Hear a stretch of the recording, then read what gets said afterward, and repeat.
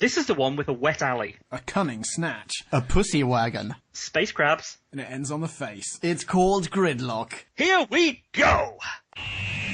We're still on our endless voyage, all through time and all through space. With Levine and Angels now, Daleks, Cybers, and wow! Tennant, Smith, and Eccleston, Gallifrey, where it all began. Doctor Who is cool again, that was Russell's master plan. Who back when? Reviewing all new Who there is. Who back when? Subscribe and rate on iTunes, please. Rose and Donna, Amy Pond, Rory, Martha, and beyond. Join us on this odyssey. What other choice could there be than Who back when? Who back when? Hello and welcome to N031 of Who Back When, a Doctor Who podcast. It is Gridlock, and with me today is Ponkin. Yes, hello, that's me. Hello. How are you doing, JD? And the artist formerly known as Drew Back When. / Doc Past. No, it's definitely a podcast. And I'm JD. Welcome to Gridlock. Wow, and then we just stopped, Yeah, which was very thematic. Ladies and gentlemen, thank you so much for listening. Gridlock is obviously the third episode of our Martha Jones season. 'Tis indeed. And it takes place in New Earth, where we have obviously been before. And I remember from the episode your love of cat nuns. Will that be returning? I'm assuming you're talking to me. I don't hate them as much as I did before. I mean, they still make absolutely no sense whatsoever, but yeah. Cat nuns? Do they make less sense than the cat on Red Dwarf? There's 5 billion years of evolution at work, man. They actually make more sense than the cat on Red Dwarf, which Well, that's is... what I was thinking. So what's your problem? I've got tons of problems, man. I've got tons of problems. Yeah, with but this. what's your problem with this, specifically? Well, with the cat people in general? Yeah, instead of your life in general. Well, okay, to be completely honest with you, thank you for that. Thanks for clarifying. To be completely honest with you, I'm not entirely, I can't really remember what my beef was with cat nuns in the first one. Well, I seem to recall that something that happens in this episode actually vindicates me for my theory in the first one. I don't have an argument for it. It's very silly to me. Well, let's jump into a bite-sized chunk of Whom. Yes. Yeah, let's do that. Please save me. The Doc decides to ruin a second non-date for Martha by taking her to the future this time around. New York, to be precise. Yep, the same place he brought his ex to. But instead of visiting the flashy city up top, they find themselves in the lower levels of the Undercity, where emotions are glued to your neck, and traffic can be a real problem. When Martha is kidnapped and spirited off to the motorway, it falls upon the Doctor to dodge cat people, exhaust fumes, and a classic foe to rescue her. A technically classic foe. Technically, yes. B-Scout over. You are are welcome. I feel like we should address the foe right away, even though, I mean, it's at the end of it, but we've already said it, it's a classic, and if you've been listening to Who Back When, dear listener of this episode of Who Back When, then you will also have encountered the foe in question. JD, I reviewed the Macra Terror, but I'm assuming that you know more about the Macra than I do. Well, the Macra were only shown in the Macra Terror. They were the main villains of the piece. They are giant crab people. And the important thing, highly intelligent Manipulative, giant crabs. brainwashing, like just very clever beings. They appear in, I think they appear in novels, audiobooks, and I want to say comics? I'm not sure. They were certainly in the comic. They've been in books before. They've been in... Are we going to encounter them in audiobooks at any point? I cannot remember an audiobook with the Macron. No. Okay. Do they speak? Because surely their inclusion in an audiobook rather hinges on that. Oh, that's a super good point. They're in a TV serial, and I actually don't remember them speaking in it. As far as I know, they don't speak. No, I think they just sort of loom, and somehow, you don't really know how, but somehow they're able to manipulate people. Okay. Hypnotoad. Yeah, basically, yeah. The Macro were obviously very intelligent. They were very, very large creatures. They were, as you said, they were quite manipulative. And in this one, they're just crabs in gas, which is seen for what, maybe 30 seconds maximum. Weirdly, I mean, we have really started at the end of this episode, and that, I mean, I'm to blame for that. But weirdly, they addressed that fact or that discrepancy in this episode. I mean, they even say this is nothing like the Macra that we know. Yeah. Yeah, because they were the scourge of the galaxy, and they had some evolutionary decline, so de-evolution, or evolution towards sort of animalistic life form. Yeah, see, now, I've never encountered the Macra before, and perhaps if I had seen the original episodes, I would have been disappointed like you guys. I don't have any problem with something devolving if their only selection pressures are in the direction of being big and stupid. I mean, they're essentially giant space rats on the New York subway, aren't they? Yeah, basically. And they could have used any new made-up... Yeah, so why would they have to go pseudo-Earth to that animal well? for Why that? would they have to call them Macra? Call them anything else. Yeah? Yeah, I think so. And save the Macra for when you want some furtive, manipulative force, some grey eminence behind the scenes pulling strings. But at the same time, Doctor Who does have plenty of those, and the Doctor isn't constrained in time and space in any way, so he could still encounter super-intelligent Macra who evolve in the way you want to be, even more manipulative. Yeah, and actually, that's a very good point. In fact, this is just a bunch of Macra underneath New York. Yeah. There might be, we don't even have to go to a different time. There could be, I mean, if they were the scourge of the galaxy, we could go anywhere else in space, but stay in the same time and still encounter proper, real, actual, salt-of-the-earth Macra. Yeah. The villains of this piece, I say villains very, very loosely, did not need to be Macra. It could have picked up absolutely any monster at all. You know, maybe mutant cats or something. Yeah, stupid giant space hippos. Yeah. Like we didn't get a couple of episodes ago. Okay, oh well, alright, fine. Now we've covered the end of this. So shall we dive into the cold open? Yeah, let's do that. Well, two things to note about this cold open.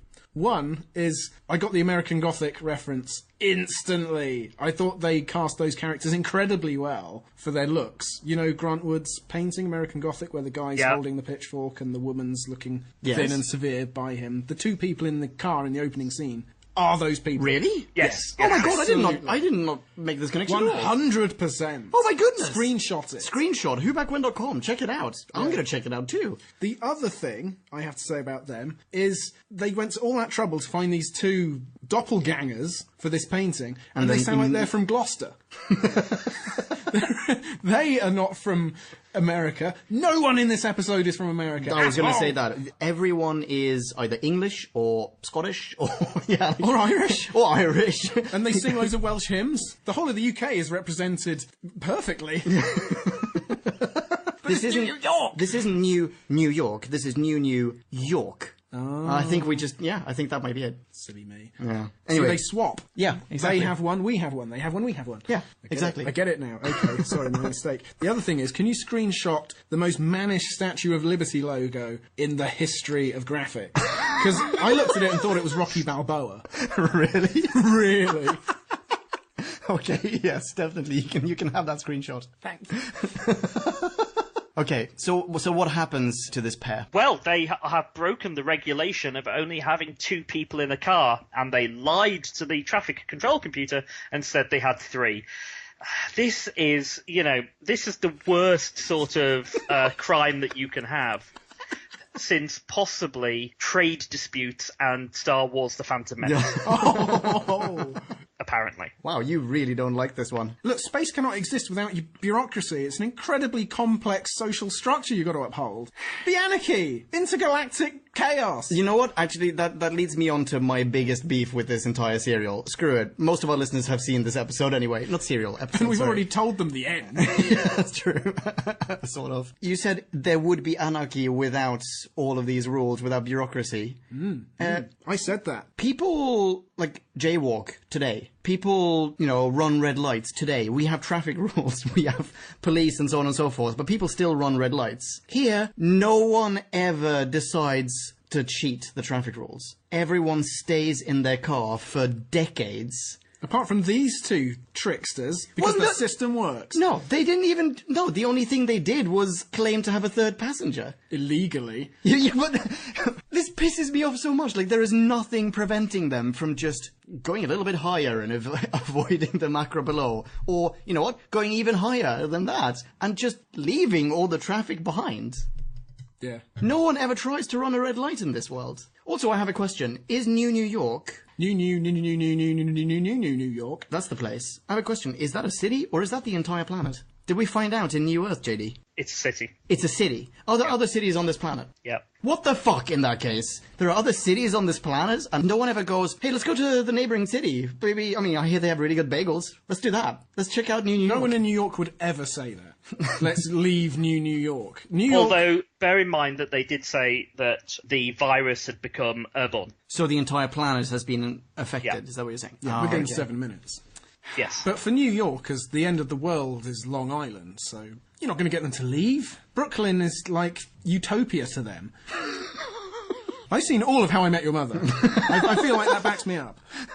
Okay, well, I stand corrected. Okay, the fact that the entire planet has been afflicted by this virus, that completely disproves my theory. Anyway, So carry on.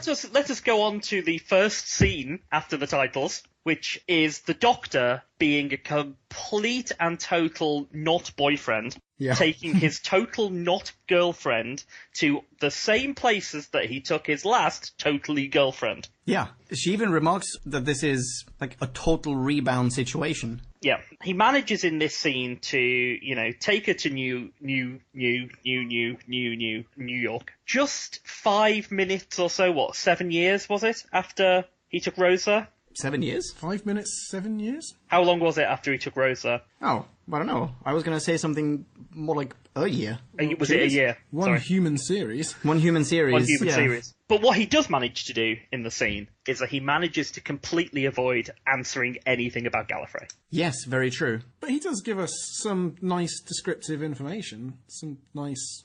Actually, yeah, no, I take it back. JD, I totally disagree with you. Droobmeister, Droobaloobs. Yeah, it's all about... It's totally right. It's all about the cities and the spires and the burnt orange and the mighty glass dome and the red grass and the... Yeah, that's very true. Which totally bookends the episode. That's like the one thing that bookends this. But the point that I was trying to make there was that he doesn't give her the important bit of information where now it doesn't exist. It's like, yeah, you're and, right. you know, all of his pronouns that he's using, all of his wording on it is, it exists. You know, we can't go there. Oh, there's lots of other places. It's beautiful. Not that it was beautiful. Because All present tense. it's all present tense, even though it's, you know, to him, all gone and destroyed. I know he's not allowed to travel back, you know, overlap with his own timeline and whatever, that whole shtick. Infinite temporal flux? Well, I don't know. But surely he's able to just go back and see Gallifrey at some No, point. because the entire history of Gallifrey was time-locked, which we find out... In the 50th? I think it's the It's Timothy the end of Dalton time. one, isn't Yeah, it? it's a Timothy Really? Dalton one. Basically, in order to stop the Daleks from amending Gallifrey and going back in time to destroy Yeah. Gallifrey before it started, the entire timeline of Gallifrey from the start of the universe to the end of it is time-locked. Ah, Yeah. I look forward to rewatching that. I think that's clever. I think that's the only way you could get round the infinite regress. Yeah, as far as time travel narratives go, that's a good tool to employ. Yeah. Tool. But even though the Doc is being extremely unfair to Martha by wooing her with these lovely descriptions and then just not explaining, nah, I want to go somewhere else, we'll have some fun. I think that he acts that scene very well. I like Tennant in this episode. There were some moments where he went too far, but I thought he did a pretty good job. I agree. I think she actually did a pretty good job as well. I expected to dislike Martha Jones much more than I did in general in this episode. And in that very first scene, or that opening scene in the TARDIS, when he's delivering all of his descriptions of Gallifrey, she has this incredibly passionate sigh of like, almost as though she's falling in love with him, as though she's suddenly seeing a different side to the Doctor just by him, you know, recounting his love for his home world. Mm-hmm. And I think she follows it up with, can we go there? Can we go to your planet or something? Like, oh God, that's amazing, that's beautiful. I think it's a very nice, it's a good Martha moment. Freema is certainly better in this one than she was in Shakespeare Code. Yes. Absolutely unquestionable. Yeah. And to be honest, she's better in this one than I thought she was in Smith and Jones. But she still has some problems coming on in later episodes. But she has moments, and Freema Agyeman is a very good actress. But unfortunately, some of the stuff that is written for her in some of the episodes this season is just utter shite. The next two episodes are just abominable. That's what I'm assuming, just based on the fake American accents alone. I think they're rated as the two worst Dalek stories of all time. Oh, Well, so excited can't right now. wait, but let's leave that till Yes, the to the next one. two Yeah, episodes. Tune back in 2 weeks' time, ladies and gentlemen. Okie dokie. So he goes, no, I've got a much better idea. Let's go to New York. Blah blah blah. They go to the future. This is roughly. 5 billion and 53? Is that the exact year? Is that what they're saying? JD will know. JD will know. I was just going to say this is roughly 25 years after the last time he was there. And yes, it's 5 billion and 53. Bingo. Ka-chow. To both of you. This time, however, we don't get to see the splendorific view of the city of New York, or the city-state of New York. Instead, they arrive in an alleyway. Yeah. In like a cartoonishly dodgy-looking alleyway. What a cartoonishly narrow alleyway. How did they get the TARDIS It's in there? exactly the width of the TARDIS. Yes. Tons of steam and stuff. It's great. And it's obviously, and it's raining. But I think at this stage, I didn't mind how they dressed the admittedly cheap alley. I thought it was like a nice British drizzly version of Blade Runner. For a few minutes. Yes. No, I agree. No, I that's agree perfect. totally on that. I do have a problem with it though. Okay, what's your problem, man? What's your problem, man? The entire Undercity is sealed. Yeah. Oh, Where's how's it the raining? rain coming from? Oh. Condensation off the roof. Where's the sunlight coming from? This is another problem. Oh. There's no sunlight. It's just all the evaporation from people breathing out. No, I'm with JD on this one. You can't salvage this shit. No, JD, thank you very much for pointing that out. That is super duper true, and now I can't stop thinking about it. Great. So anyway, we get a Sprinkler system cutscene. malfunction. We get a cutscene, and we see Captain Jack Harkness and Nurse Haim Yes. from New Earth. Yep. And the Face of Boe says, right, go and find the Doctor. He's here because, of course, the Face of Boe knows everything. Yeah. Well, he's... Oh, sorry. Carry on. Doctor Who trivia for you. Go for it. Anna Hope. I think I might have done this in New Earth. I can't remember. I can't even remember if I did New Earth. Anna Hope plays Nurse Haim. She was obviously in New Earth. Yeah, you and I did New Earth, by the way. I can't remember. It's so long ago. She also plays Detective Inspector Patricia Menzies in the Big Finish audios, alongside Colin Baker. Oh, cool. Very cool. So, okay. Sonic Hughes number 1. Oh, here we go. Yeah. The doc brings up Sally Smirko on the screen, and there's a brief image of, I assume, recycled from the last series, of the hover cars flying above in New Earth. It's black and white and very grainy and very low FPS. And Doc goes, yeah, that must be up there. But I just wanted to establish a sonic marker in the sand. Nice. At that point. I like it. Yeah, we may I don't come back remember to this scene at all. Oh yeah, and then we get all the drug dealers saying, "Come and buy my drugs." Yeah, I have a problem with this drug scene, by the way. Oh, you first. Go on. It's introduced to us what these drugs are. They're basically emotions, they're moods, which is what drugs do. I mean, they're whatever. I'm drinking one right now. Yeah, so am I. There are all these stalls. They're like little kebab vans, and they're selling happiness or, this or that or the other. And then some girl comes around and goes, I need to forget. I need to forget that my parents got in a car and are now on the highway or the motorway or whatever. They're now in traffic. I want to forget. She gets the forget drug thingy, the little sticker of forget to put on your neck. The doctor asks her, basically reminds her, so your parents, they are now stuck in traffic. That's why you took this drug, to forget it. And she's totally okay with it. My problem with this is that when he says this to her, surely she should panic like crazy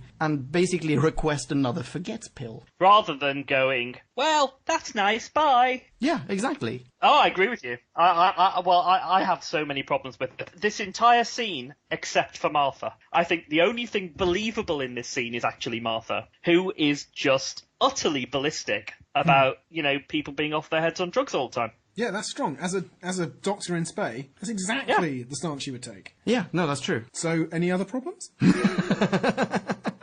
Go on. Okay, so next. No. I'm gonna rebut your problems. Oh, I see. Oh, right, rebut really? your problems with the forget. Okay, because go on. This woman has been carrying around years of mounting fear about the motorway, and that's everything she's forgotten when she puts this patch on her neck. So when the doctor says the motorway is a concept, that doesn't carry all the former associations that she piled on top of it. But counter. Droobs, check this out. Does the forget medicine, does that drug only targets memories and emotions associated with traffic, or is it an extended period of time that is forgotten about? I would argue it's probably the latter, right? Yeah. Which means that if she has forgotten everything since she found out about motorways, then, and, well, motorways being a problem, so basically 25 years or so. Yep. Yeah. How old is this person? She's maybe 25? Oh! She should be reduced to the mental state of a baby. Okay, we're going toe to toe here. Okay, go for it. I think that in Counter, the counter, future, that people just, you know, nutritionally they're cared for a lot better. They age a lot less quickly, and so she could be early 40s, man. She's gonna go home and want a party. But She's gonna be 25 like, years my parents ago... aren't here. I can invite anyone around that I want. Okay, check this out. Counter, counter, counter, counter. JD, by the way, feel free to step in at any point. Counter, counter, counter, counter. 25 years ago, this place was booming. The people selling drugs even say so. This place used to be amazing, not even 25 years ago, just like recently. It flourished. And then all of a sudden traffic started and people started disappearing and blah, yada, yada, yada. And life got really dismal and people got hooked on drugs. So when this person intellectually regresses 25 years, she should just immediately open her eyes and scream because she's suddenly stuck in the slums and she has no idea where she is. But I don't Okay, think right. damn it! You win by virtue of posterity. Yes. So, here's a question. Go for it. You know, the Doctor says their moods, and, you know, you've got anger, you've got mellow, you've got happy. Happy. Yeah. Since when is forget a mood? That's really good. That's a little bit like in Evil of the Daleks, where instinct is an emotion. Yeah. Wow. So anyway, other people turn up, and think JD just won. someone gets Martha napped. Yeah. One of those two I recognize, by the way. It's a couple that kidnap her. Yes. And the woman, I only recognize, I don't know her name, but she was in the TV show Being Human. So let me do some Doctor Who facts about these two people played by... Nice. Oh, both of them. Yeah, Milo played Chris Swedge in the 7th Doctor audiobook Damaged Goods, which was ironically also written by Russell T Davies. Ooh. Also, Chris Wedge, great name. And it is one of the very few audiobooks which is a audiobook of a Doctor Who novel called Damaged Goods. Anyway, the female who plays Cheem is Leonora Critchlow. Who played the ghost in Being Human. Who played Annie in Being Human. But, as a Doctor Who fact, she also played Rachel Cooper in the 7th Doctor and Elizabeth Klein audiobook, The Architects of History. Awesome. Wow. Is that a good one? It is. It's very, very good. Oh. Most of the ones with Elizabeth Klein are. So what you're saying, what you've got to do is get your foot in the door of the Doctor Who-niverse, and you can just bounce around it for the rest of your career. It's a little bit like Star Trek actors who have appeared in every single Star Trek series. They have voiced myriad characters in the Star Trek computer games and that sort of thing. Still waiting for Shatner to come back and beyond, but okay. Well, one day you'll get, you know, trapped in Catriona Olsen's bondage cupboard and we'll all be happy. Well, you know, one can dare to dream. So, Martha gets kidnapped. Yes, she does. And basically, Martha is drugged up, taken onto a car because they've now got 3 people in the car, which means they can use the fast lane. Exactly. Bingo. Yep. Sonic number 2, Doctor goes through a door. Next. I have 2 notes regarding this little plot point. First note is the car's license plate, or like whatever, the car's registration number is 565 Diamond 6, which is indicative of this exact time, this exact era, and this exact planet. Because the last time that we were on this planet, we had Lady Cassandra yada yada yada dot Delta 17, where you have numbers and words and whatever being mixed up, and someone, it was the year 5 million something an apple. You know, that sort of thing. So that's note number 1. And note number 2 is simply, angry tenant face growl. Oh, yeah. Because wow, does he get angry. Yeah, because he's now decided that because everyone wants to give him drugs now, he's going to basically threaten them all. He does his angry god routine. It's super duper similar in, even plot-wise, it's similar to when Rose gets her face taken off. Yeah. Yeah, exactly. By the wire. Exactly. Yeah, well, JD mentioned Angry God. I mean, honestly, it really did bring to mind the story of Jesus in the temple saying, you turn this place into a den of robbers, I'm kicking you all out. That's exactly what it was like. Yeah, pretty much. Yeah, biblical. Anyway, what else we got? we will be going back to these cars an awful lot. Yeah. Cheen happens to say that the air smells like apple grass, which was exactly the same comment as was made in New Earth. Oh, yeah, you're right. Very nice. However, isn't that just... I mean, it's ridiculous that that car turns into Exposition HQ. Oh, God, yes. Because the couple... I mean, Martha is still knocked out in the back. She got the sleep drug thingy. She just fell asleep, right? Because that's an emotion. Exactly, I was just thinking that. So she's knocked out in the back, and this couple, who have probably been plotting this for a while, who probably, you know, their ambitions are aligned on this matter. They both know what's to be expected up top. And who the other person is. Yeah, exactly. So why do they sit down and just tell each other, like, who they are and what they can expect? Well, because now their dreams are finally coming true, and they can start to, you know, inhabit that future state a little more nearly. Ugh, I don't buy so it. Cheen, it turns out, is pregnant. Martha goes all righteous indignation because Cheen is wearing an honesty drug. Yeah. And so Martha doesn't like pregnant people taking Yeah, drugs. why is she wearing an honesty patch? I have no idea anymore. Yeah, actually. It does nothing but confirm that very last statement that she made was truthful. Maybe it's just that she has an incredibly suspicious husband. And every now and again, he likes to know that it's his baby and that she didn't cheat. Otherwise, she can walk to Brooklyn. That's exactly what it is. Yeah, and Brooklyn is a good suit because basically they're taking the motorway to Brooklyn. Yes, you're right. And Cheen says 10 miles, and then it's going to take 6 years to get there. Yeah, exactly. I have an entire universe of problems with this. Oh, Is one of the problems that you can get up to 30 miles an hour in the fast lane? Well, So, 20 minutes or 6 years. Slight difference there. Yeah, 10 miles in 6 years. I'm pretty sure you can walk 10 miles in 6 hours if you try. Yeah, very Yeah, easily. you could walk a lot more than that. But This is a super good point. Why is Brooklyn only accessible by flying car? Why Because don't people just walk it? the alley system is more intricate than Venice. You'll never find your way. You'll just be going around in Yes, but the cars are gridlocked. You walk on the cars. Yeah, Yeah, you good can't. point. There's too many fumes. The Doctor does it. In fact, he's just about to. He drops very quickly from one to another. Speaking of that, the Doctor drops in on a racist stereotype in the shape of a cat.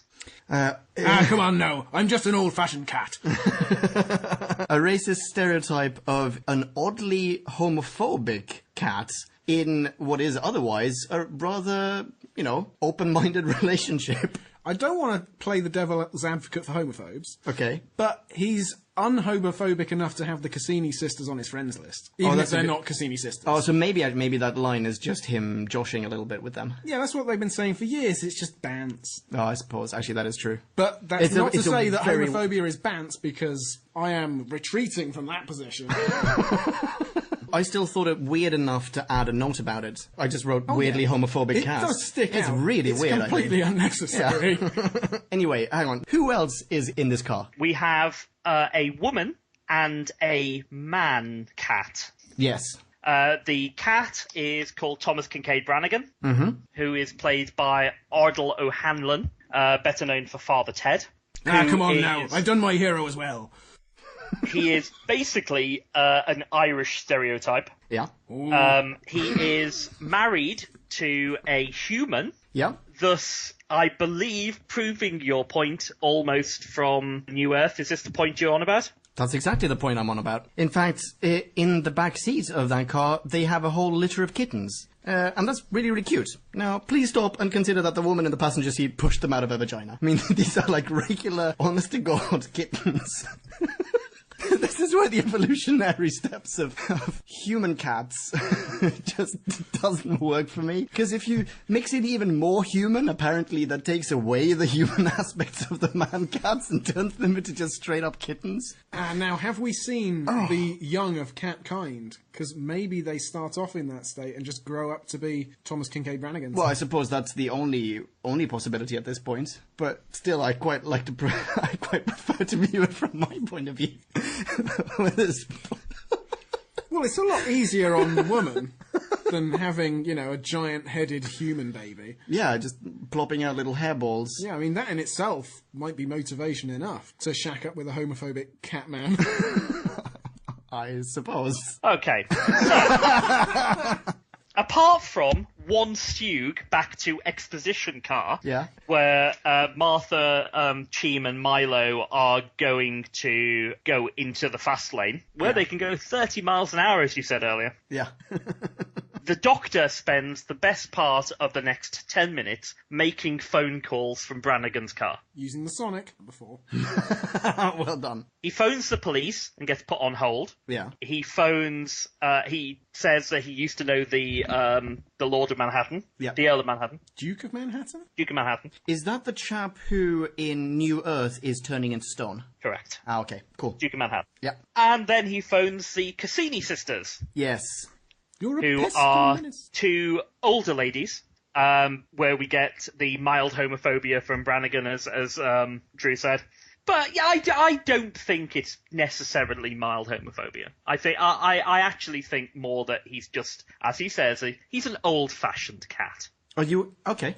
It's... I hesitate to use the word harmless. It's not denial, it's avoidance as much as anything. It's not aggression, it's just... See, that's what I was thinking when I watched this, but now that we've already addressed the fact that he is a cat, he is married to a human, clearly he doesn't seem that, to have, quote-unquote, that, or be, quote-unquote, that old-fashioned. He's fine with bestiality.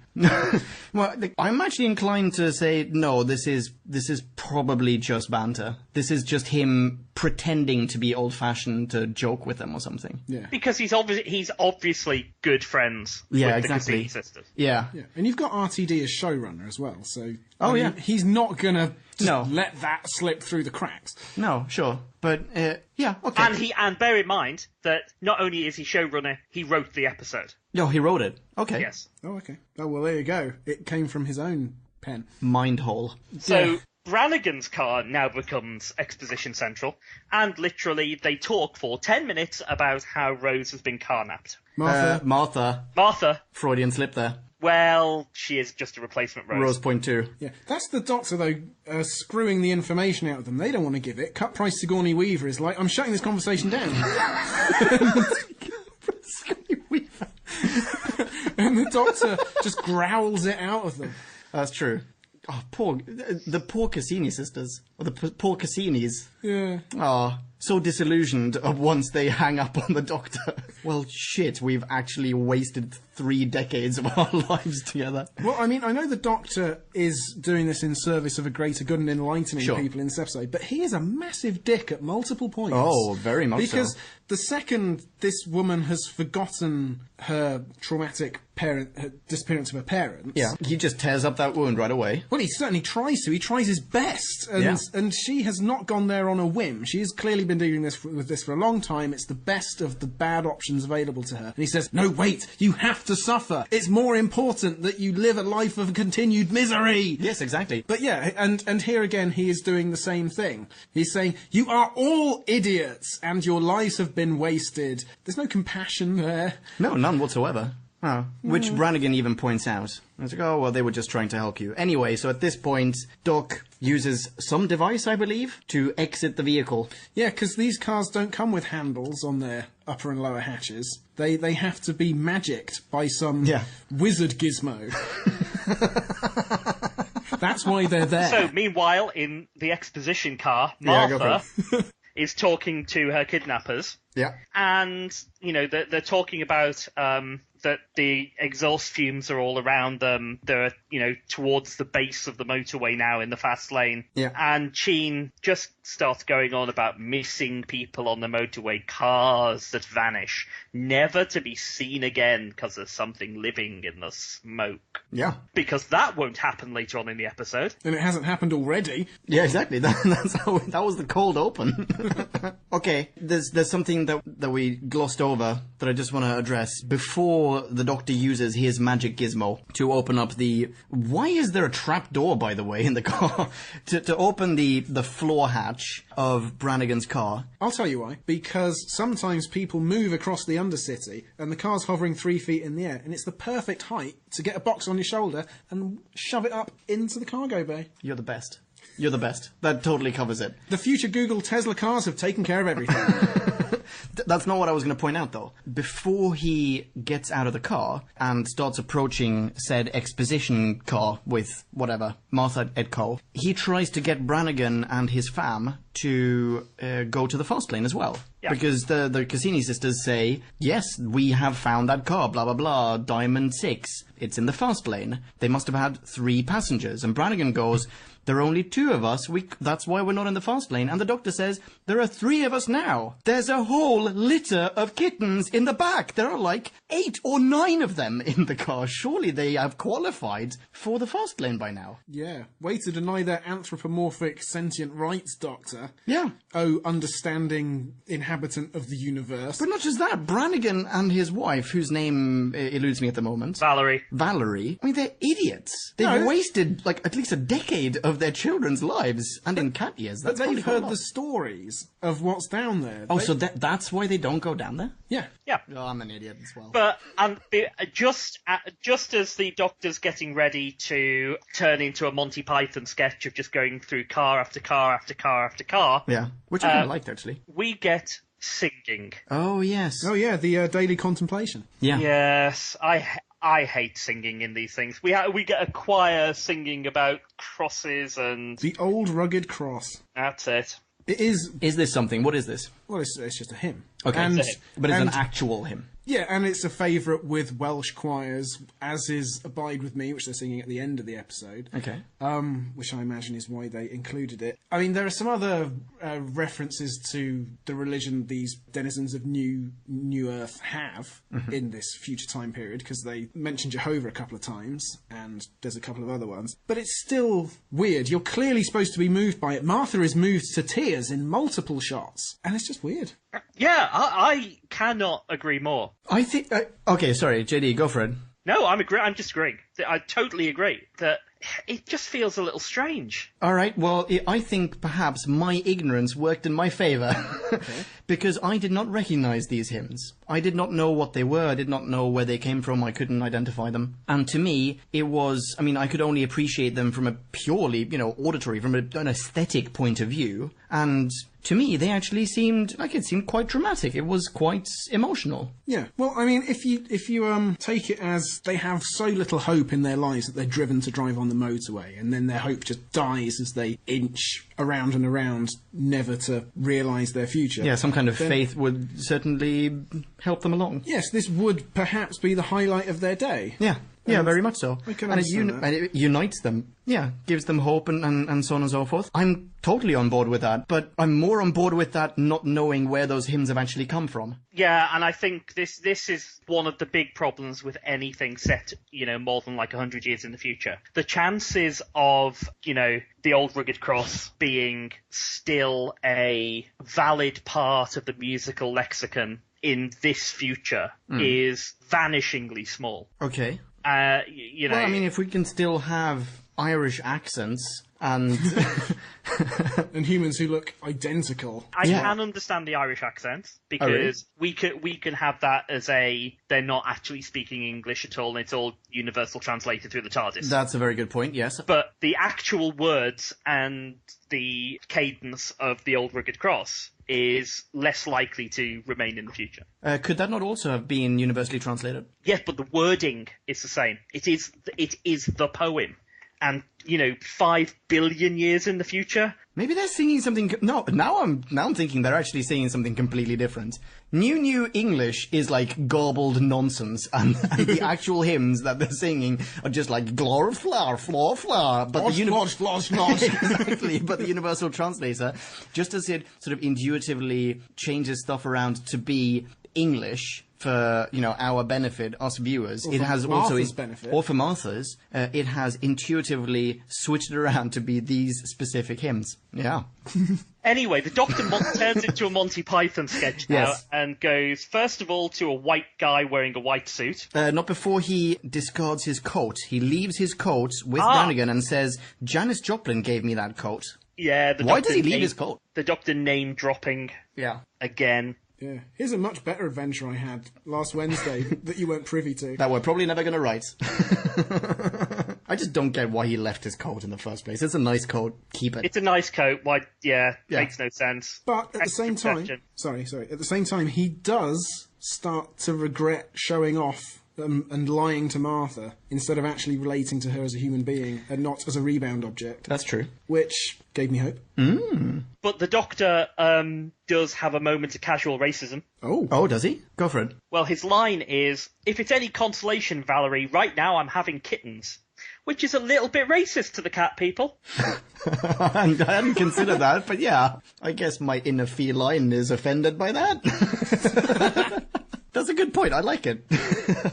So he goes into car after car after car. Yes. Shall we just rattle these cars off? We've got a dude wholly dressed in white. Everything is white in his car. But like everything is white. Like the furniture is... Yeah, exactly. Everything is white. He says that Junction 5 has been closed for 3 years, which, living within the Oxford Ring Road, completely buy it. Yeah. That is not then a leap. He goes on to the two girls. Yes, the cosplay car. Yep, no, the weird backward stop sign at this point. And he steals a scarf. Yeah. Then nudist. Ooh. Yeah, which, did you notice this? The woman is reading a nudist magazine called Hanging Out. Nice. Screenshot. I didn't, and I could probably never have lived without knowing that. So. And he just does this for basically off-screen for hours. Don't forget the red car. Sorry? The red car, the completely red car. We've had a white car, now we've got a red car. Oh? Yeah. Which one's the red car? Red dude. He's just red. He's token red dude. Oh, right. Yeah. Token red guy. This sounds terrible. Yeah. But I would say that some effort went into fitting out each of those sets. Yes, definitely. Absolutely. And I really like this sequence. I think it's a very successfully executed humoristic part of the show. Yeah, it's dynamic, it's fast, and actually I think the music, which tends to be overbearing when there isn't something backing it up, I think is actually stirred me a bit at this point now. Really? Yeah. Nice. And also, I'm going to come to the defence of all the exposition that we've been having in Car 1 and Car 2. Yeah. Because if we hadn't had all that exposition... We wouldn't know what's going on. Well, we'd just be complaining about things that are fait accompli because of off-screen events and knowledge that they haven't told us. Wait, excuse me. Let me just justify this. Right. I am in no way opposed to the exposition in general. I am, however, exposed to the ridiculous expository dialogue between two people who are a couple, who have been a couple for a long time, and who don't need to tell each other where they're going. They're excited to have a new friend. Who's asleep in the back? They're not even telling her. They don't even know that she can hear them. No, and in the next scene where Javet and Milo are talking, but the two different cars, we get more exposition that we already know. So, can't you leave the fast lane? No. We're going to the Brooklyn flyover. It's closed, which we already know. Okay. And it just feels like we're being told things that we already know from other scenes. I don't remember being that pissed off about it, to be honest, but I see where you're coming from. What it's doing is it's adding to the sense of intense claustrophobia we feel. We're trapped. There's no way out. It's the same information over and over again. We are on the motorway! Were you car sick throughout this entire episode? Anyway. So where does the Doc get now? Because he has to arrive in another car. And it's the one driven by, I think this is the only car left, it's the one driven by, like, the... Arthur Dent? Yes, exactly. Yes. I like the English chap, the English gentleman. Yes. Who offers him a glass of water shortly after we've found out that all food and drink is recycled in these cars. That's not water the Doctor's drinking. That's true. Well, I mean, it might chemically be H2O. Yeah. But we know which pipe it came from. But what does the Doctor do in this car, Drew?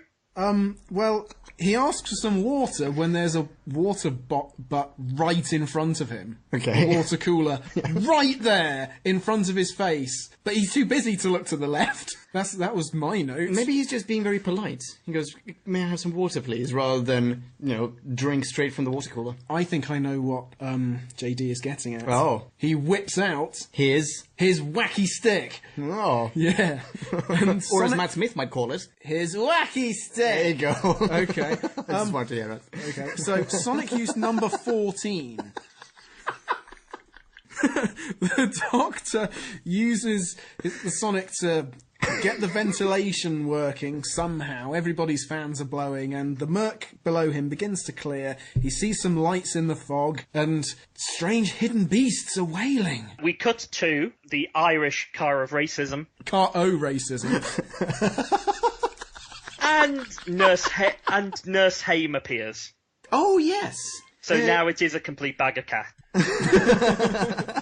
She appears with a loaded gun. Asking for the doctor. Yeah, but quite threateningly so, I feel. I mean, later on, or very shortly thereafter, when she actually does find the doctor, which she is about to, she says, oh, I'm just carrying this in case of pirates. Whom we never meet, by the way. Really wanted to meet some pirates in this episode. But when she arrives in Brannigan's car, she, straight up points it at his cat face. It's just like, you, where's the doctor? Rude. It is. So we leave Psychopussy and we go back to the English gentleman's car. Yeah. And the doctor has been rewiring everything. Well, he's been pointing his sonic at everything. First the screen, that didn't work. So then he breaks behind the screen and he points the sonic at the wires themselves. Yeah. And That's how you reprogram something. And the ventilation systems in the entirety of New York's underground start working. Yep. Because apparently there is power enough for that. Yep. Right? Yes, apparently. That doesn't require any new power. That's not sucking power from anywhere. Or shall we? Let's put a pin in that and address that later on. Let's do that. Let's put a pin in that. Yeah. It was just these two wires in one guy's car hadn't been sonicked correctly. That was all that was wrong. The power was always there. Yeah. And basically, the fumes shift. And we get the foe of the episode snapping its giant claws. Yeah. The Macra. Macra. Who are... pointless in this episode. Pointless? Yeah, they're completely pointless in this episode. They are... something we didn't address in the beginning when we compared them to the classic Macra. They are huge. These Macra are enormous, right? Yeah, selection pressures. The biggest are the ones that can reach the cars above them, and so they evolve to be bigger and bigger. Yep, I'm agreeing with that. Yeah, okay, fine. Fair point. Totally fair point. Just to say, though, the original Macra were not. They were the size of, let's say, an elephant. Yeah, bus-sized. Yeah, they were as big as the maximum number of rubbish bins you can sellotape together before they fall over. Essentially, was the constraint there. To put it into a common scientific term. Yeah. Meanwhile, in Caro kidnapping, they know that there's something in there. Martha can't get through to the police, so she decides to go all Hunt for Red October and go silent running in the car. Yes. Which is clever. Back in the city car, Novice Hames turned up. Psychopussy has turned up with her gun. Psychopussy. How many... does that make it 8 cats in there now, or... no, we're in the... sorry. We are in the City Gems car, and, they get their reunion, and basically the Doctor's going, there are Macra, the Macra are everywhere. They used to be the scourge of the galaxy. There were Macra. Trying to get across that these should be threatening in some way, and I'm still not quite believing it. Okay.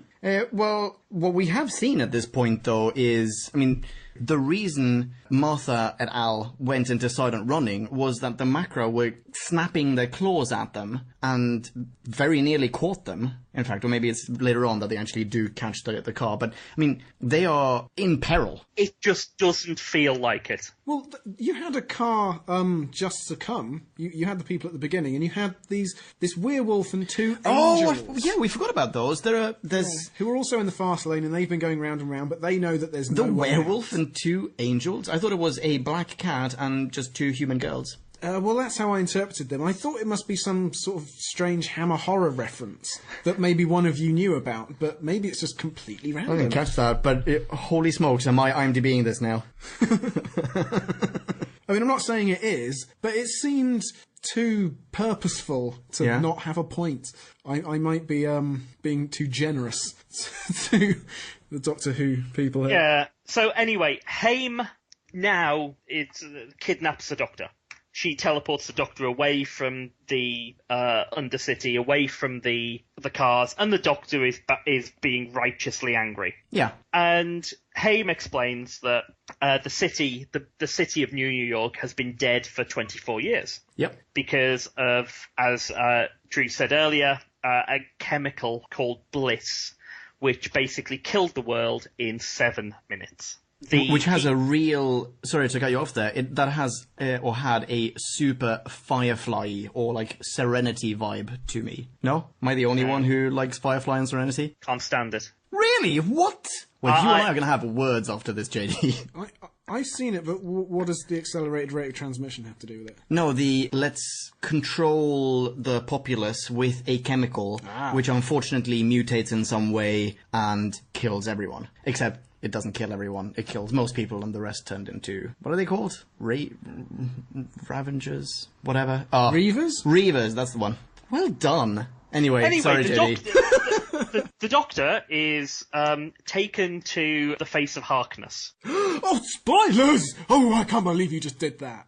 The Doctor is taken to the face of Boe. Since you've revealed, even he doesn't have an American accent, and he was John Barrowman for billions of years. Yeah. And we get the reveal that the reason why the face of Boe is dying now is that for 24 years he has protected every single person in the motorway and the Undercity. Using his own life force to power it, as in the electricity running the system is his actual life energy, right? Yeah, correct. That's step one, the first of 2 steps in going back to the pin that we dropped earlier on, whereby there's shit tons of power at everyone's disposal to run the ventilation system, or possibly the Doctor just stole a huge chunk of the Face of Boe's life. Yeah, just punched him square in the adenoid. You know, Martha's still alive. She's still in the car, and she is basically starting on the route to what will be at the end of the season, Martha spending a year wandering the earth, basically preaching the gospel of the Doctor. Where she basically says, you've got your faith, you've got your song and your hymns, I've got the Doctor.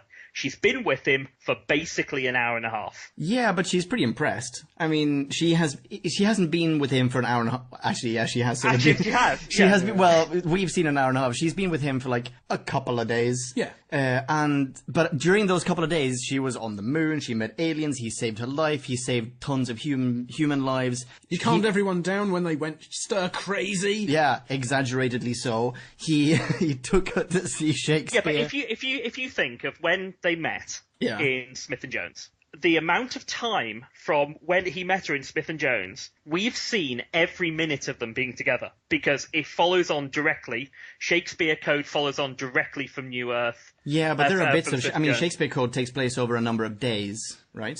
Yeah. Or like a day and a half at least. There's the whole night, and then there's the whole of the day until the play is put on in the evening. Yeah, so we don't get to see that super awkward night that followed after they cuddled up and he started talking about Rose. And in this episode, they were together for maybe a minute. Yeah, that's true. She got kidnapped. Yeah. So they've been together for 2 days, and she is already blindly saying, you've got faith, you've got songs, you've got hymns, I've got the Doctor. Yeah, and this after she was clearly moved by the hymns and the songs earlier. She seems to be reacting specifically to those. Yeah. Was she weeping because she was thinking of the Doctor inside? It doesn't seem plausible. And so she has to go from that, identifying with that, to actually I stand completely apart from that, and the Doctor is my thing. Yeah. So I'm with you on that. Psychologically, this all checks out.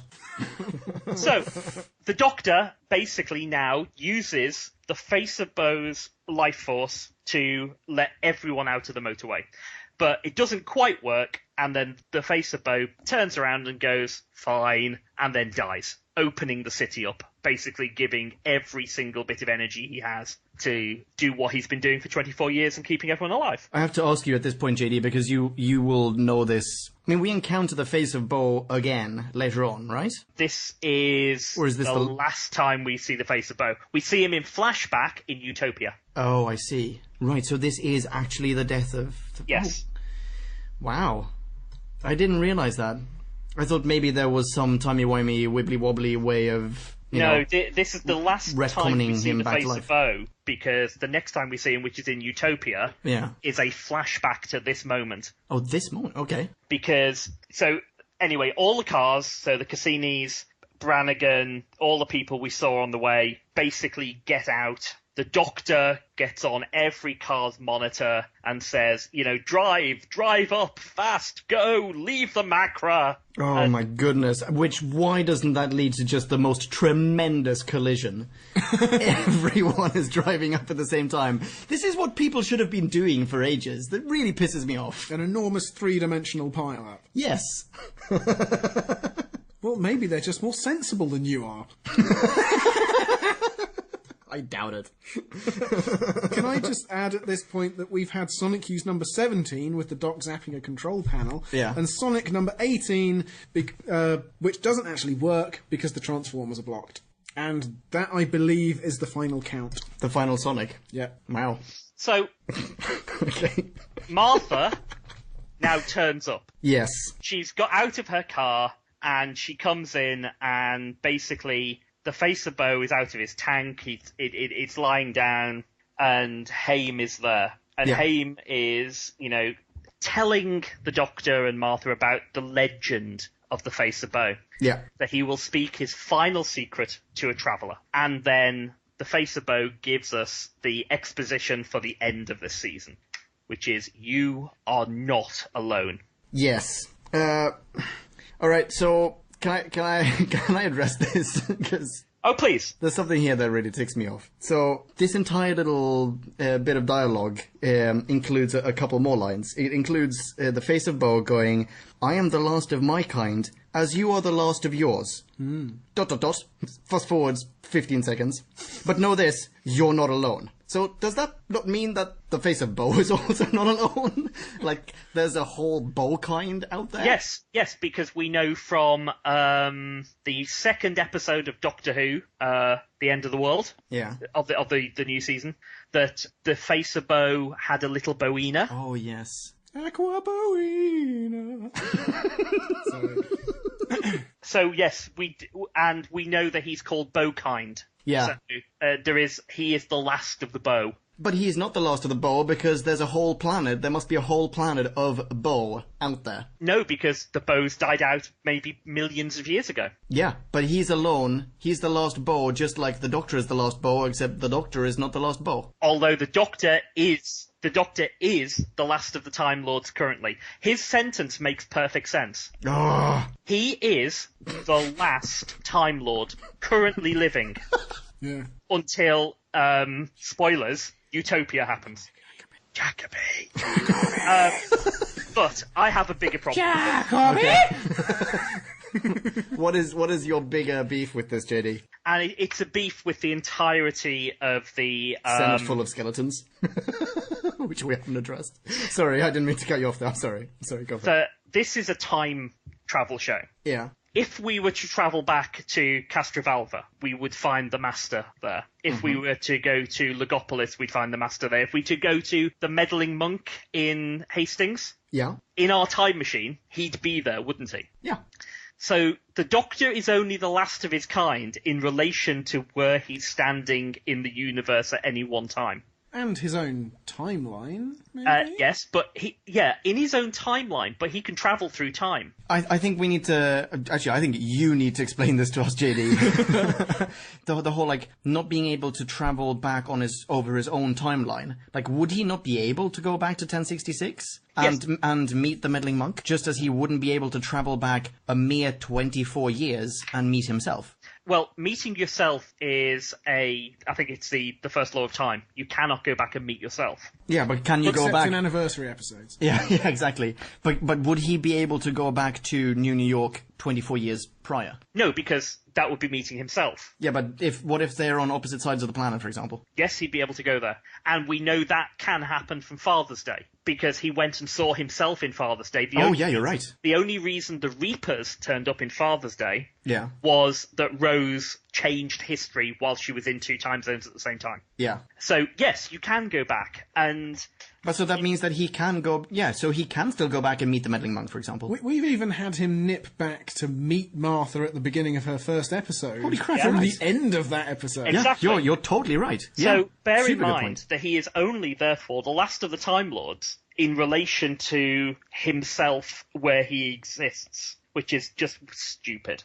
I can sort of make it work though in my own mind. I won't be able to spell it out, but he has lived narratively through the history of the Time Lords, and he is now, yes, he's going backwards and forwards in linear time as we perceive it backwards and forwards from us, but as he is wibbling around in the fourth dimensional space, he's still aware of the history, even including the future history of the Time Lords, and therefore he is still emotionally affected by it. Yeah, he is the only Time Lord with a narrative future. All the other Time Lords' narratives at this point are over. Oh, interesting. Is how I would put it. Sure, but at the same time, if he doesn't say it, then he certainly hints at the impossibility of going back and ever seeing the Gallifreyan sky. You know, William Hartnell at the end of whatever episode it was. JD, help me out here. Just before Dildo showed up. The massacre? Was it the massacre? Yeah, the end of the massacre. Yeah, you're right. End of the massacre of St. Bartholomew's Eve. He sits down by himself in the TARDIS and goes, if only I could go back to my own planet. Oh, but I can't. But I can't. But I can't. But clearly he can. Like, if he wants to, he can go back and see that planet. He just has to live on the other side of Gallifrey and never encounter himself or anyone else. But JD said earlier that that's been super duper whooper time locked. Yeah, Gallifrey was time locked. You have to visit Gallifrey in the same order. You will always visit Gallifrey in the same order. Okay, so hold up. Okay, you are a Time Lord, JD. You are from Gallifrey. You pop in and out of Gallifrey across time and space. You know, when you're in your whatever 11th, 12th life. It's okay. I'm about to disagree with what I've just said. Okay, good. Because I'm glad to hear this. my explanation was Makes how Russell T Davies said it. Ugh, Ross, come on, man, you can do better than that. But he'd already forgotten about the 20th anniversary episode, The Five Doctors, where there are 5 Doctors on Gallifrey at the same time. Bingo bongo. Yeah, but that's including Hartnell in archive footage, including played Hartnell, by someone else, I think, actually. played by Richard Hurndall. Bingo bongo. But that's my point. You are okay to do all those things, or rather, Hartnell was okay to do all those things. It's only when the timeline of Gallifrey is time locked and beyond that point that you can no longer do it. It's like that's the moment when the door is shut. But up until that door was even constructed, people were free to go, you know, forwards and backwards in time. But the problem of that is what is to stop the Daleks of the Time War going back to the point where those 5 Doctors are on Gallifrey in the 5 Doctors and just blowing it all up with their superior magical firepower. Also, didn't Hartnell have a different reason for not being able to go back because he stole the TARDIS? Yes. Did he actually steal the TARDIS, though? Yes. Yeah, but yes, dude, did he actually steal the TARDIS? At that point in time, no. Yes, because... Wait, what? He said yes. Well, because Clara didn't exist at that point. Clara... When they wrote the show. Yeah, but no! Okay, that's a retcon. Back then, he was just a dude with a time machine. No, by that point they were starting to formulate why he couldn't go back to his home planet. Yes, but they never explicitly said that. In fact, where I am now with Troughton, they still haven't said it. Yeah, not until the War Games. Bingo. Effing bongo. But anyway, they knew what they were playing. Yeah, sorry. Yeah. Let's carry on with this episode. Novice Haim and Martha and the Doctor basically have a goodbye with each other. The choirs are singing, this time Abide With Me, which it's a classic. I'm sure it will last. I'm going to have it played at my funeral. And... Spoiler alert. Yeah, tune in next time for that. The Doctor exposits to Martha the story of the Time War. Quite well, actually. Quite well. Yeah, this is a lot of seminal information we're getting here. Yeah. No, very, very true. But, okay, so, soundbite, 40 minutes and 35 seconds in. But what did he mean? The face of Boe. You're not alone. I'm alone. You've got me. Is that what he meant? She assumes that the face of Boe going, you are not alone, is a reference to her. Which, quite naive of her, to begin with. But also, he doesn't have to be such a dick about it. Well, no, she presents the possibility charmingly and winningly, and you want it to be true. Yes, she's had a good episode. Oh, no, he doesn't. Right, I'm sorry, normally this is a case of I agree with Drew, this show, but... Not now. Finally, Drew. We are in your people. face. Yeah. What Martha says was, what did the Face of Boe mean? You're not alone. Doc goes, don't know. And then Martha says... she basically says, I'm the chosen one, right? Yeah, you've got me. Is that what he meant? You've got me? And the Doctor says, nah, don't think so. Sorry. Yeah. And is a total bitch. I agree with him. You agree with the Doctor? No, I agree with Ponkin. What? Oh, wait, did you say Ponkin? I agree with Ponkin. Boom. Wow. I'm going to soundbite that. I'm going to grab that little slice of audio. But agree with him how? What do you think he said? She is totally naive. Yes. Why would she naive. assume... Naivete can be winning and charming. I agree with you to a degree. I agree with you on the point of we kind of want it to be true. Yeah. Because we've been introduced to the possibility of, romance between the Doctor and his companion. And we also want the Doctor to stop treating Martha like a knob.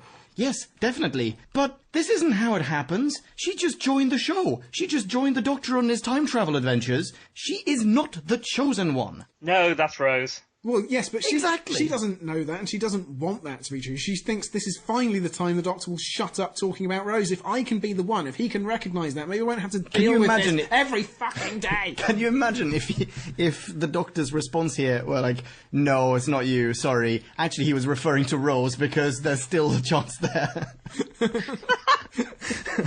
Even though she's in another universe, I still think she's got a better chance than you have. Yeah.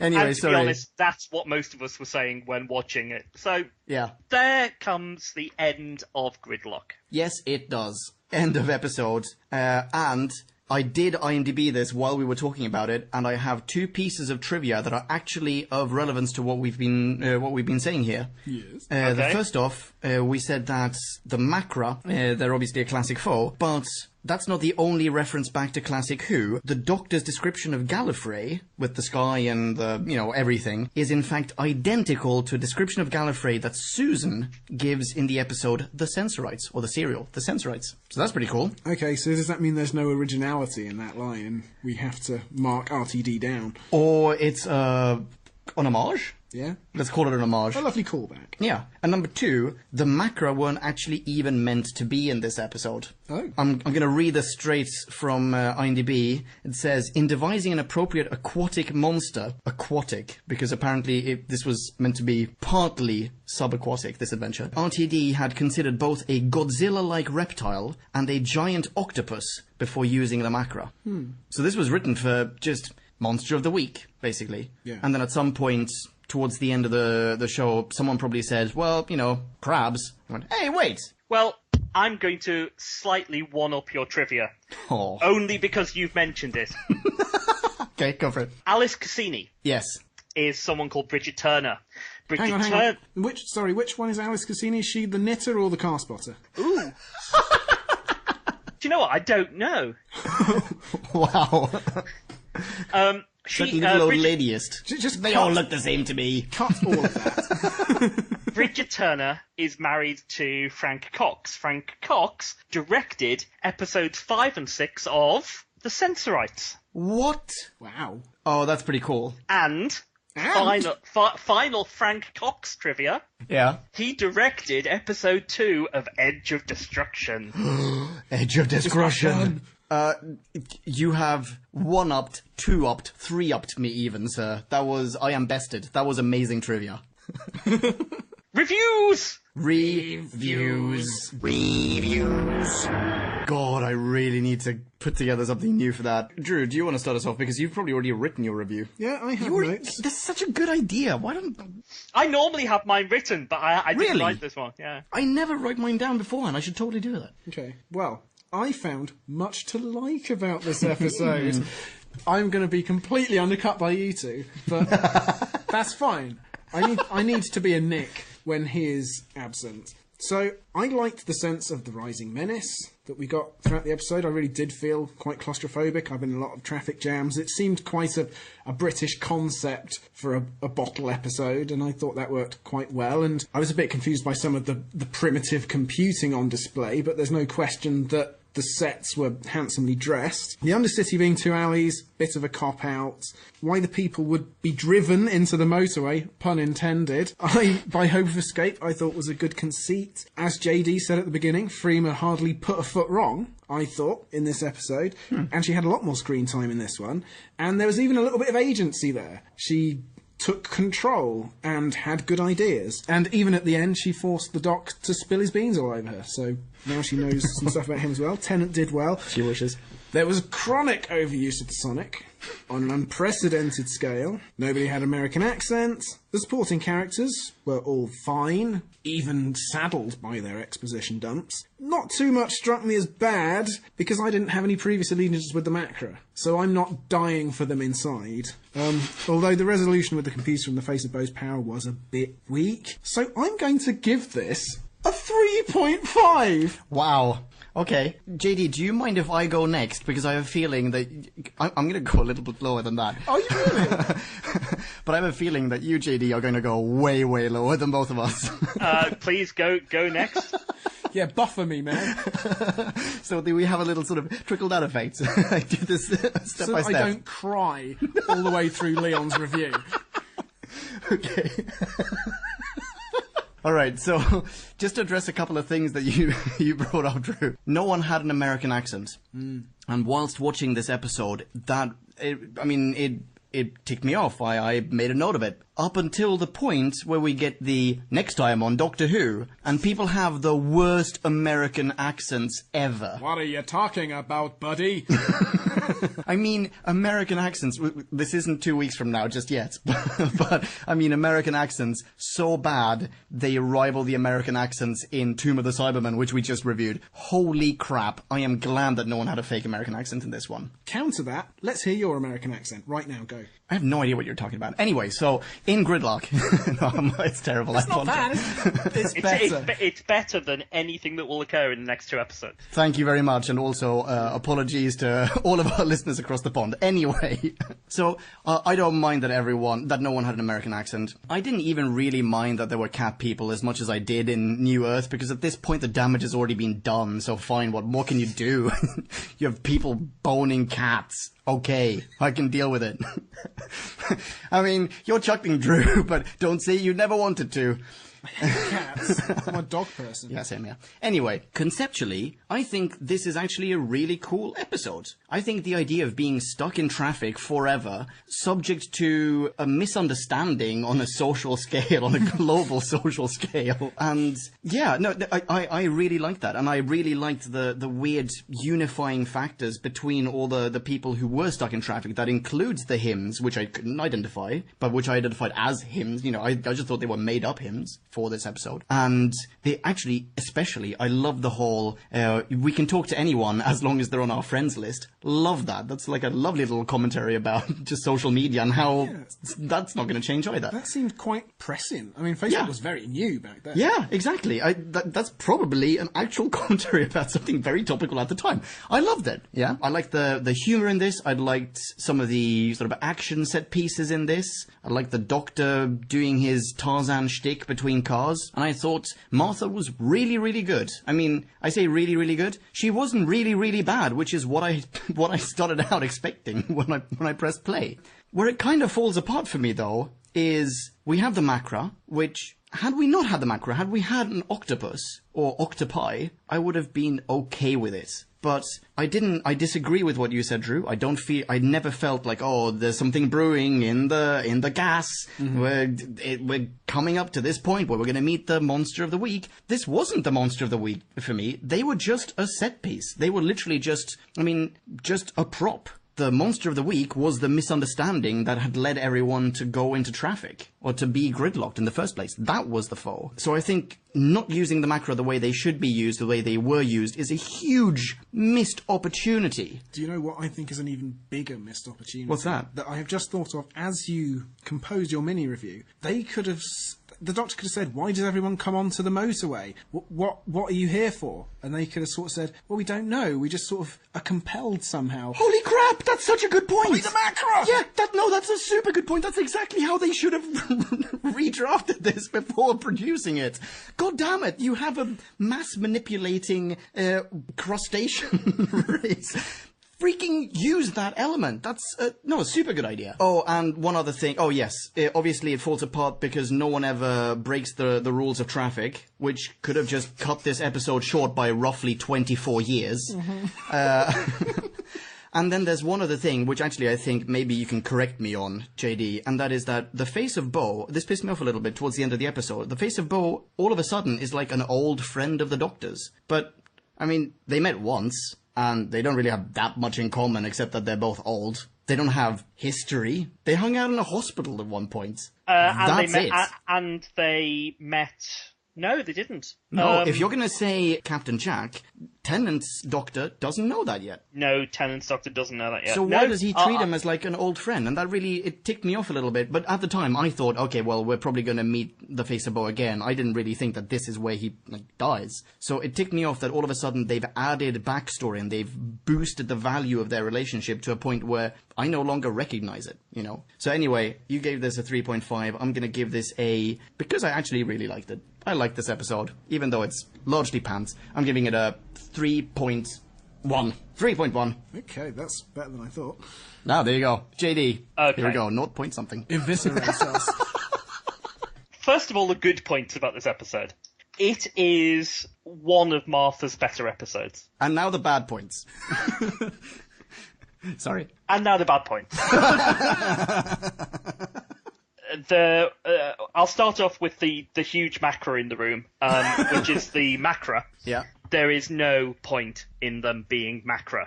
I think Drew's idea of how to rewrite this episode, or maybe 2 lines of this episode, Amazing is idea. spot on. Yeah. That would have actually made it macra again, rather than what is basically just giant crabs.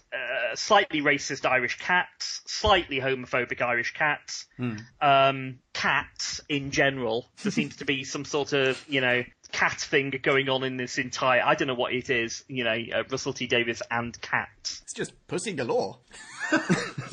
Honor Blackman. So... There are so many plot holes in this episode that you could drive an entire motorway full of cars through them. I liked Janis Joplin's coat. Pretty sure, as you said, that would have been a better episode. The Doctor describing Gallifrey is nice. The Doctor in the episode is just being a cunt to everyone. Wow. There is far easier way to get Martha back, which is probably going into the TARDIS and, materializing around her. Wait, hang on. Why doesn't he? Because the plot didn't require him to. Yeah, but we've also seen him fly around in the TARDIS. Yes, recently he flew after a taxi on the motorway. Yeah, he just didn't. The plot just didn't require it. Oh, shit, I didn't even think about that. Yeah, why doesn't he just do... He doesn't need all these cars, he just needs the bloody TARDIS. He could have fallen in with a ragtag band of motorway pirates and they could have plundered their way. Oh, yeah. Oh, by the way, huge minus for this episode. Mentioning pirates, but never actually showing them. And Novice Haim doesn't need to do much in this episode. No. She's not really required. She's only required to be a follow-on from the previous episode. I have a huge problem with the Face of Boe dying, only because of what we know later, which is he is a fixed point in time. Ooh. The resurrection of Boe from the Bad Wolf clearly makes he is a fixed point in time. He is immortal. Yeah, the universe should be filling up with bows with skulls in Heaven Sent.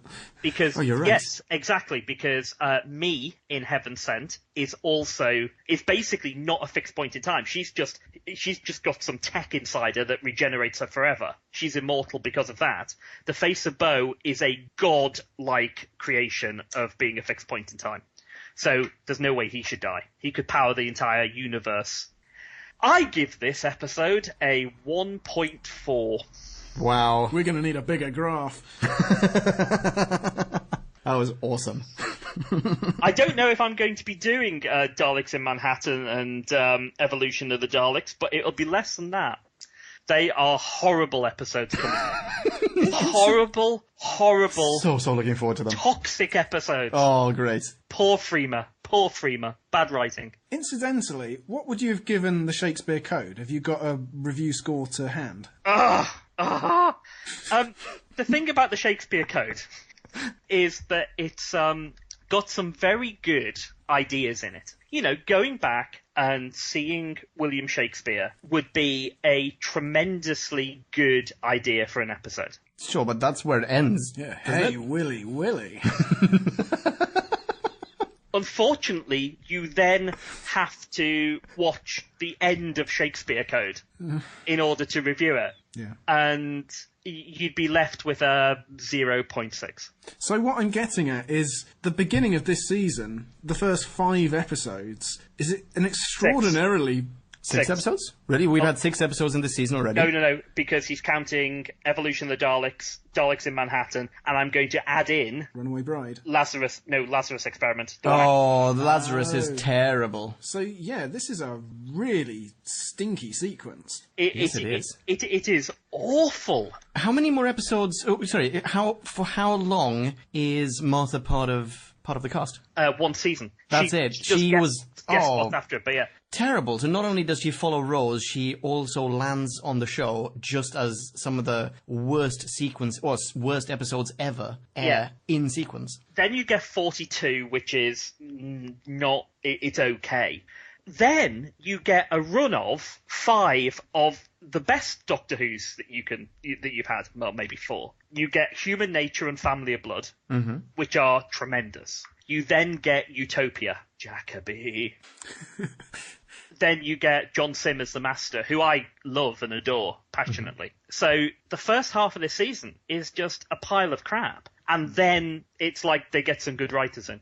Wow. So, and this is one of the problems, that Freema as Martha is not amazingly liked as a Doctor Who companion. And there are 2 reasons for it. The first being that a lot of her early episodes are very poor. The second is that the writing during this season gives the impression that she is lesser of a companion than Rose is. And because she's meant to be our audience identification figure, we are forced into thinking that she is lesser than Rose, because that's what the Doctor is continually saying to her. You know, I miss Rose. Oh, I wish Rose were here. Oh God, what if we could do this and get Rose back? You know, and it's... Jesus, I don't remember these things. I mean... Well, he's just moping about Rose in Smith & Jones for a start. Yeah. You know, this one is... yeah, but I mean, does this continue?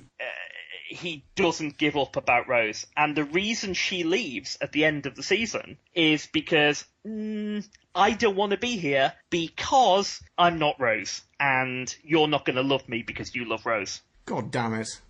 This it just makes me kind of sad. And this was why when Catherine Tate comes back next season, and when you get the first episode where Rose and... Turn left, you mean? There is Turn Left, but when they actually meet properly in the real universe... Yeah. Everyone expected, you know, Rose and Donna to start fighting it out over the Doctor, but they're like, they become really good friends, and that's... Or space and time folds in onto itself, and the two morph into one giant woman.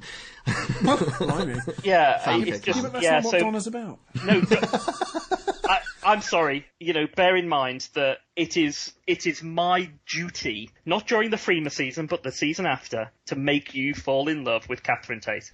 And you may very well succeed. Yeah, I'm with you on that. United we stand. I agree with Drew. I agree with JD. And we're back! What was that, JD? I agree with Pumpkin. And that's where I'm going to drop the soundbite. We have been Who Back When. Yes, we have. People can follow me on Twitter. I am at Marius K. That's K with a K. Oh, I was just about to say that. If you want to follow Pumpkin, you can get him, and he is... I am at Pumpkin. Here's a soundbite of JD singing how you spell that. Ponken, Pumpkin. Thanks, JD. Ah, past JD. He had a good musical voice. And if you wish to follow Drew, you can follow Drew at... Drew back when? Here's a soundbite of Drew. Do you want to give us a new one? Well, do you I only wanna- have two to choose from. Do you want to pick a pop star and I'll sing in their style? Oh, yes. JD, what do you think? Katy Perry's Firework. Firework? Do you know what? I can't think how that goes. Because I live a sheltered life. I don't know Firework, but I know Katy Perry. The best I can do is, I'm Drew back when, you'll like me! He's Drew back when. Yeah. Anyway, we have been Who Back When, and join us next time for On Classic Who. The Abominable Snowman. Join us on New Who with... Daleks in Manhattan. And if we ever get around to doing it, join us for the audiobooks with Scapegoat. Yes. We need to record that, dude. It has a real goat. It does. Multiple goats. We've been Who Back When. Good night. Ciao. Bye. Metallic.